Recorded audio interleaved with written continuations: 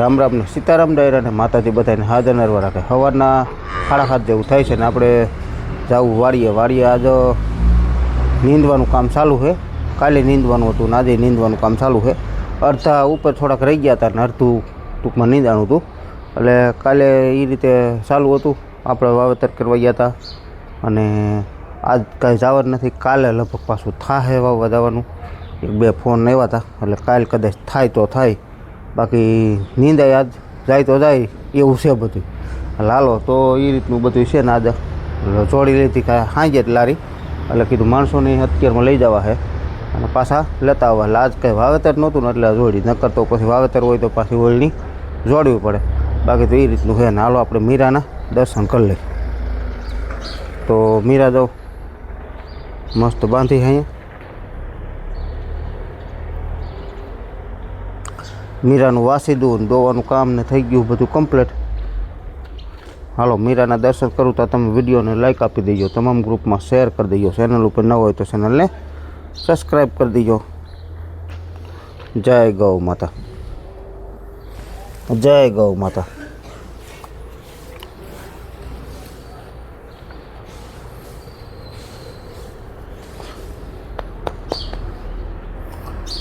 ગંગુ અહીંયા બાંધી. ગંગુ હાલે હાલ હાલ. જય ગૌ માતા. હાલો અહીંયા હંજવારી ને એવું હાલે. કેમ સીતારામ ને જય શ્રી કૃષ્ણ બધાને. આ કેમ કેમ એમ થાય? ઓલી દવા પી લીજે પડી બરોબર એવું લાગે પછી નકર સંદીપ સાહેબ પાસે લઈ જઈએ એક ડોઝ, કે નહીં જાય એકલી જવું જ પડે એમ થોડુંક હાલે. જો ભાઈ દૂધ દેવા ગયો તો કેમ? રામ રામ ને સીતારામ બધાને. હાલો દૂધ દીવો કેટલું થયું? 3.5 લીટર અને 4 ફેટ. આપણે નીંદવાનું ચાલુ છે ને. જો આપણે હવે દવા છાંટવી છે ને તો કુંડી ભરવા જાવી. ઓલું વાવવા રાખીને એ એટલે ત્યાં મોટર વેતી કરી આવું એટલે કુંડી ભરાઈ જાય. પછી દવા તો અત્યારે જ નહીં પણ બપોર પછી છાંટવી છે. પણ પાવર અત્યારમાં હેજ ભરી આવી એટલે કીધું છે ને પછી કદાચ પાવર વહી જાય તોય ઉપાધિ નહીં. વાવવા રાખી વાડીએ જવું છે અને નીંદવાનું તો ચાલુ છે. ઢરક નહીં પણ ઓગણી વાતર રહી ગયા હતા. કાલે થોડાક અડધું નહોતું નીંદાણું, અડધા ઉપર રહી ગયું હતું. તો હવે અત્યારે નીંદે 8 જણા અને હું નીંદું જો અહીં પારું સેટામાં સમય ટૂંકમાં લેવડાવું ઘડી ઠાકું તાહું જ લેવડાવું. બાકી તાકડે ચા પાણી ટાઈમ થાય ચા પાણી બનાવીને એવું કરાય. હાલો આપણે સેટા પાડોશીના ધાણા ન હોય પણ વાટ ચાલુ છે. જો આપણે આ વાવવા રાખી ખેતરમાં જો કોઈ વસ્તુ વાવી નથી. કપાસ હતો, કપાસ કાઢીને ટૂંકમાં પંછીઓ મારીને મૂકી દીધું છે. એમને તપે છે. હવે કદાચ બેગદી કેળે જો નવરા થાય તો પાછું એકવાર રિપીટ પંછીઓ કે દાંતી એકવાર હાંકી નાખીને એટલે પાછું તપવા માંડે. પછી કાંઈ ઉપાધિ નહીં ટૂંકમાં. પછી ખેતી કાયદેસર રાપ ને થાંભલો મારીને પછી ચા નાખવાના રહીએ જો કપાસ વાવવો હોય તો. અને સોયાબીન કદાચ વાવવાનું ગણિત થાય તો કદાચ સોયાબીન વાવી તો કાંઈ ચા નાખવાનું નહીં થાય. બાકી તો કપાસ વાવવાનું હોય ને 99% તો કપાસ જ વાવવાનો છે. પછી કદાચ 1% આગા પાછું થાય કદાચ સોયાબીન કે એવું. પછી કદાચ મગફળી તો શું છે ભૂનનો ત્રાસ વધારેને હિસાબે છે ને મગફળી નથી વાવવી એમ. બાકી આ ખેતરમાં છે ને ભૂંડ વધારે લાગે. આ બાજુ બધા આ વિસ્તારમાંથી છે ને વધુ આવે છે ને. અત્યારે આ વિસ્તારમાંથી ને જ વધુ ભૂંડ આવે. બાકી તો એટલે મગફળી આપણે નથી વાવવી. પોરા ભાઈ નહોતી જ આમાં. જો જીરું બગડી ગયું. તો પોરા ભાઈ નહોતી ને તો બહુ ભૂંડ લાગતા એમ. હાલો તો એવું બધું છે ને. જો આપણે વાવવા રાખીને વાડીએ પૂગી ગયા. હવે મોટર વેતી કરી દઈને કુંડી ભરાઈ ગઈ. હાલો ભાઈ કુંડી જો આપણે ભરાઈ ગઈ મસ્ત. જો કુંડી મસ્ત ભરાઈ ગઈ. પાવર આમાં દિવસ પાડી જ છે પણ કાંઈ નક્કી ન હોય. પાવરનું ક્યાંય કામ ફોલ્ટમાં હોય ને કાંઈ કામકાજ હાલતું હોય તો કદાચ કાપ આવે હોતી. એટલે દવા આપણે છાંટવી છે તો પહેલું કામ છે ને પાણીની વ્યવસ્થા કરી લેવી પડે. પાછી ખોટું સેટેથી હારવું એથી અહીંયા નજીક થઈ જાય. કારણ કે અહીંયા પંપ ભરાઈ જાય ને એટલે સીધું આપણે આટલું જ હાલવાનું રહ્યા જાય. આટલું આ સીધું આપણામાં વહી જવાનું. મિત્રો આપણે તલમાં છે ને દવાનું રાઉન્ડ ચાલુ છે અને ઘણા ભાઈઓ આપણને ફોન દ્વારા પૂછતા હોય. મેં ટૂંકમાં એમ કહેતા હોય કે તમે આજકાલ તલમાં દવા જે કાંઈ ટ્રીટમેન્ટ કરો ને એ બધી વિડીયોમાં વ્યવસ્થિત સમજાઈ ગયો. એટલે કે તમામ ખેડૂતને કોઈ નવા ભાઈઓ હોય ને એને પોતે ખ્યાલ આવે, કારણ કે તલનું વાવેતર ક્યારેય કરતા ન હોય ને પહેલી વખત કર્યું હોય તો એને ખ્યાલ આવે. એના માટે આ વસ્તુ હું બતાવું તમને. તો તલનું પહેલાં રોગ નિયંત્રણ, ટૂંકમાં રોગ આપણે છે ને જાતે નિરીક્ષણ કરવું હોય તો એ કઈ રીતે ટૂંકમાં આપણે કરી શકીએ. તો જાતે નિરીક્ષણ કરવામાં રોગ તો આમાં કોઈ બહુ એવો મોટી એવી નથી આવતો.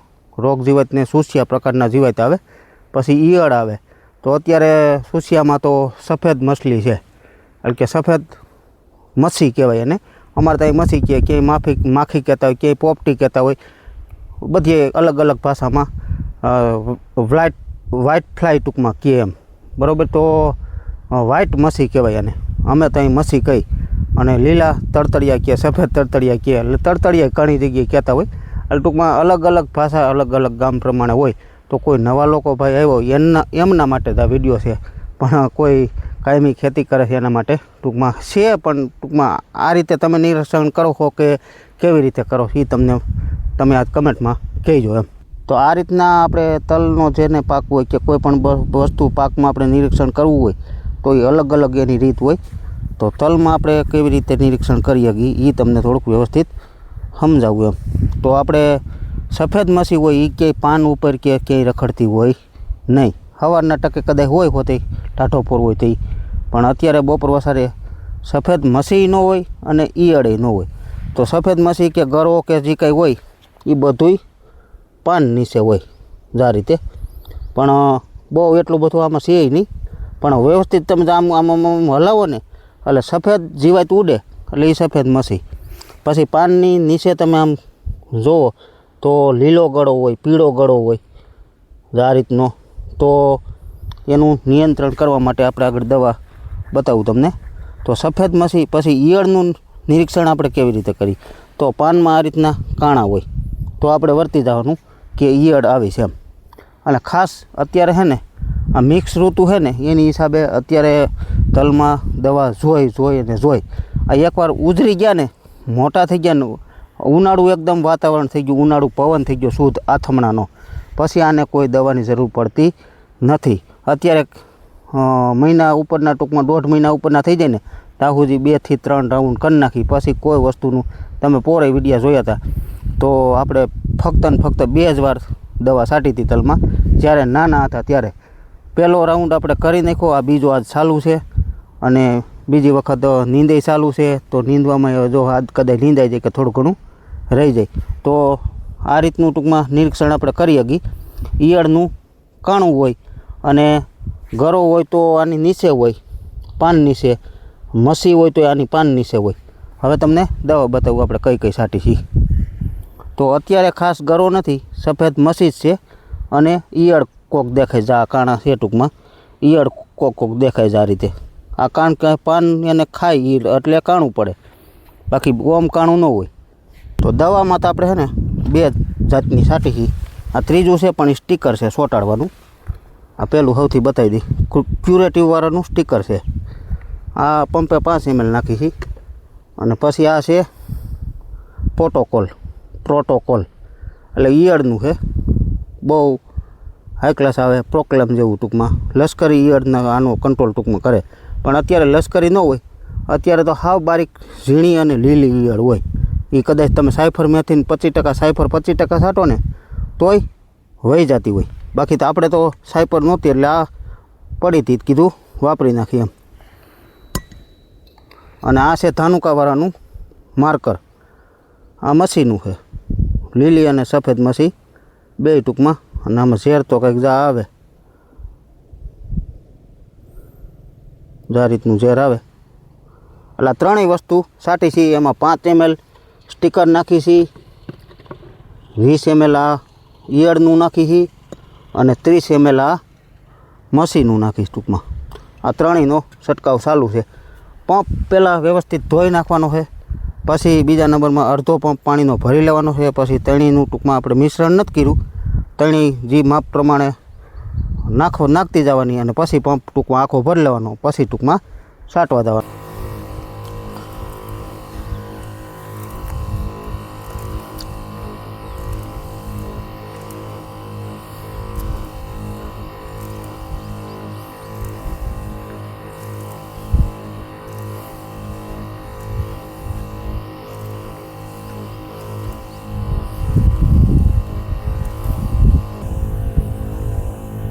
ખાસ તો મિત્રો આમાં છે ને જો પાન ક્યાંય રહેવું ન જોઈ કેવી રીતે વ્યવસ્થિત હરખું ધ્યાન રાખીને સાટ્યા જાય એટલે કમ્પ્લીટ જો થતું જાય.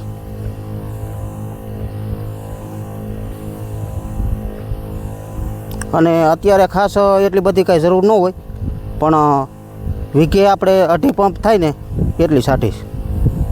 માપ કાયદેસર આ રીતનો પંપ 4 વીઘાના તલ છે અને 10 પંપ જેવું થાય. હમણાં મિત્રો ઘણા દી થયા આપણે દવા નથી સાટી. એમ માનો ને કે ઠેઠ ચોમાસામાં આપણે દિવાળી પહેલાં ચોમાસામાં ભાદરવા મહિનામાં ઠેઠ દવા આપણે નવરાત્રિ પહેલાં ટૂંકમાં સાટતા. નવરાત્રિ પછી આપણે ટ્રેક્ટરની સિઝન ચાલુ થઈ ગઈ ને તે પછી ટૂંકમાં વાવેતરની જ્યાં સુધી સિઝન હાલીને ત્યાં સુધી ટૂંકમાં આપણે દવા નથી સાટવી પડી. ધાણામાં ક્યારેય નથી સાટી, લસણમાં ક્યારેય નથી સાટી અને ક્યારેય આમ જો કે દવા સાટવી જ નથી પડી એમ. અને જો કે નવરોય ન હોય, આપણે ક્યાંક ને ક્યાંક વાવેતર કરવા ગયા હોય અને પછી કદાચ વૈસે એકાદા 2 દી નવરા હોય તો ભાઈ સાટવાય નથી દેતો મને. કારણ કે એનું કારણ છે એવું છે કે હવે કે ટ્રેક્ટર રાખ્યો હોય માન 2 દી વિહામું હોય અને હું તને દવા લગાડું કે સીધી, પણ આજ તો મેં પરાણી મેં મને નીંદવાનું નથી ફાવતું ને તું છે ને નીંદાવી કીધું અને હું દવા માંડું છાંટવા. તો એવું બધું કામ તો છે ને ભાઈ બધુંય કરવું પડે. એવું ન હોય કે આ ન ફાવતું હોય તો આપણે હું કદાચ નવરો ન હોય પણ સેઠે પારે એટલે હવે નીકું પારે ને એમાં લેતો હોય. આપણે અંદર કદાચ ન બેસી શકતા હોય કારણ કે શરીર એ પ્રમાણનું છે, ટ્રેક્ટરમાં ભાંગી ગયેલું છે એટલે એ પ્રમાણનું છે. એટલે આપણે એવી રીતે એ બધા નીંદતા હોય એવી રીતે ન નીંદી શકતા હોય તો એક બાજુ લાગત બધા સેઠા પારા લેવાય એટલે કામ બંધ ન હોય એટલે ચાલુ જ હતું. એવું હતું બધું. મેં કીધું હું દવા છાંટી દઉં તેવું બધું થયું. અને કામ તો ગમે એને કરવું જ પડે, ગમે એ કામ કરવું પડે. ટ્રેક્ટર રાખતા હોય તેને ટ્રેક્ટર રાખવું પડે, ઓફિસમાં બેસતા હોય તેને ઓફિસમાં બેસવું પડે, બાકી તો ખેતી કામ કરતા હોય તેને ખેતી કરવી પડે. બધાને એના પ્રમાણમાં કામ કરવું પડે ને કરવું જ પડે એમ.